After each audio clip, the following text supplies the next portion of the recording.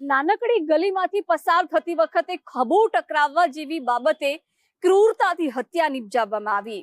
એક નાની એવી ઉશ્કેરાટમાં એક હસતા રમતા પરિવારનો માળો વિખેરાઈ ગયો છે। મૃતકના બે બાળકો છે અત્યારે પિતા વિનાના બની ગયા અને ચોધાર આંસુએ રડી રહ્યા છે, તો પત્ની માટે પરિવારનું ગુજરાન ચલાવવાની એક મુશ્કેલ પરિસ્થિતિ ઊભી થઈ છે।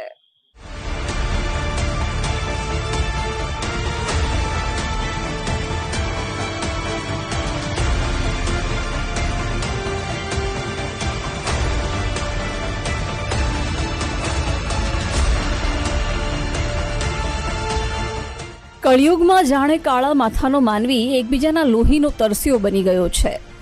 સુરતના ઔદ્યોગિક વિસ્તારોમાં વસતા પરપ્રાંતીય શ્રમિક સમૂહોમાં સાવ સામાન્ય બાબતોમાં પણ જીવલેણ હુમલો અને હત્યા જેવા બનાવો સામે આવતા રહે છે।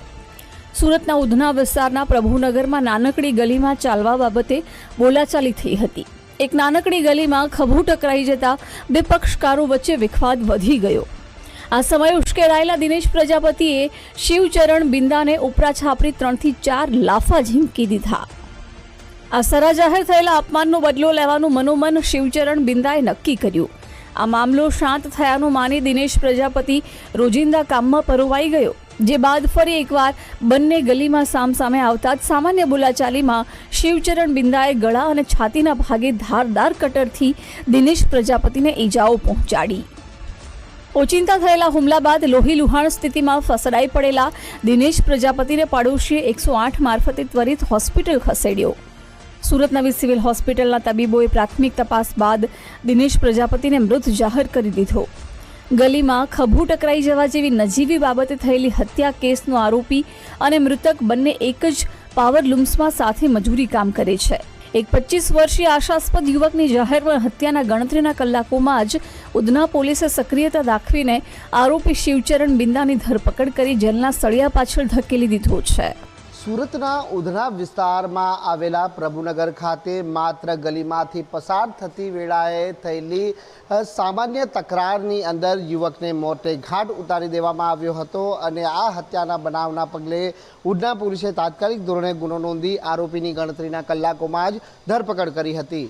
ઉધના પોલીસની પકડમાં ઉભેલા આ શખ્સનું નામ શિવકરણ બિંદા છે કે જે લૂમ્સ ખાતામાં કામ કરે છે, જે ગતરોજ સુરતના ઉધના વિસ્તારમાં આવેલા પ્રભુનગર ખાતેની એક ગલીમાંથી મૃતક અને જે આરોપી છે એ પસાર થઈ રહ્યા હતા અને તે વેળાએ જ બંને વચ્ચે સામાન્ય ટક્કર લાગી હતી અને તેની બોલાચાલને લઈને માથાકૂટ સર્જાઈ હતી, જે બાદ લૂમ્સ ખાતાના આ કારીગર શિવકરણ બિંદાએ પોતાની પાસે રહેલા તીક્ષ્ણ હથિયાર વડે દિનેશ પ્રજાપતિ ઉપર જીવલેણ હુમલો કર્યો હતો અને ગંભીર રીતે ઈજાગ્રસ્ત પામેલા દિનેશ પ્રજાપતિને તાત્કાલિક સારવાર અર્થે હોસ્પિટલ ખાતે ખસેડવામાં આવ્યો હતો। જો કે ફરજ પરના હાજર તબીબોએ દિનેશ પ્રજાપતિને મૃત જાહેર કરતા પોલીસે હત્યાનો ગુનો નોંધી તપાસ હાથ ધરી હતી। ફરાર થઈ ગયેલા જે શિવકરણ બિંદાને ઝડપી પાડવા પોલીસે તાત્કાલિક ટીમો બનાવી હતી, જ્યાં ગણતરીના કલાકોમાં જ આ હત્યારાને ઉધના પોલીસે ઝડપી પાડી હાલ આગળની તપાસ હાથ ધરી છે।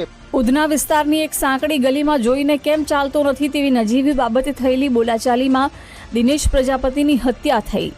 સુરત નવી સિવિલ હોસ્પિટલના પોસ્ટમોર્ટમ રૂમની બહાર મૃતક દિનેશ પ્રજાપતિની પત્ની સરિતા દેવી અને બંને બાળકો ચોધાર આંસુએ રડતા જોવા મળ્યા। સામાન્ય ઉશ્કેરાટમાં થયેલી હત્યા બાદ મૃતક દિનેશ પ્રજાપતિના બે સંતાનોએ પિતાની છત્રછાયા હંમેશના માટે ગુમાવી દીધી છે।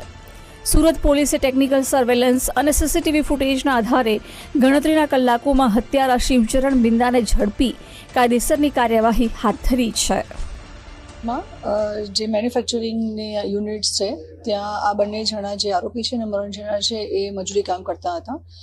બપોરના સમયે જ્યારે મરણ જનાર છે એ જે દિનેશ નવરત્ન પ્રજાપતિ જેની ઉંમર 26 વર્ષ છે અને જે આરોપી છે શિવકરણ બિદાદીન, આ બંને જણા બહાર નીકળ્યા હતા અને માત્ર સામાન્ય એકબીજાને ક્રોસ થયા અને જે ખભો અથડાયો એ બાબતે બંને વચ્ચે તકરાર થઈ અને જે આરોપી છે શિવકરણ એને પોતાની પાસે રહેલું જે શાર્પ કટર હતું એનાથી મરણ જનારના છાતીના ભાગે ઈજા પહોંચાડી હતી। હોસ્પિટલમાં લઈ ગયા, ત્યાં એ મૃત જાહેર થયેલા હતા અને આ બાબતે ઉધના પોલીસ સ્ટેશનમાં ગુનો પણ દાખલ થયો છે અને ઇમિડિયેટલી અમે લોકોએ સર્ચ કરી અને આરોપી શિવકરણને પણ એરેસ્ટ કરી લીધેલા છે।